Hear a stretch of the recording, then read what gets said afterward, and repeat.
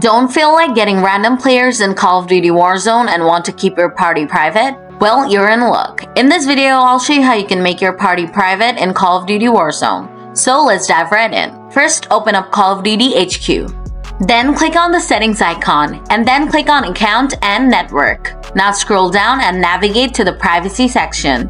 Next, click on show more. Now you'll see all these options. Now just hit up party privacy and choose whatever works best for you. You can select friends and channels so only players connected through your friends or channels can join your party. Or you can select open. This way everyone can see and join your party. You can go with the invite only too. This means everyone can see your party, but they'll need an invitation to actually join. You can choose friends only too. This way only your pals can join your party without an invite, but others can still join if you send them an invite. Alternatively, you can select close to make the party really private. This way nobody will be able to join your party. Once you're done with that, just close the settings and your changes will be saved. So that's how you change the party privacy settings and make it private in Call of Duty Warzone.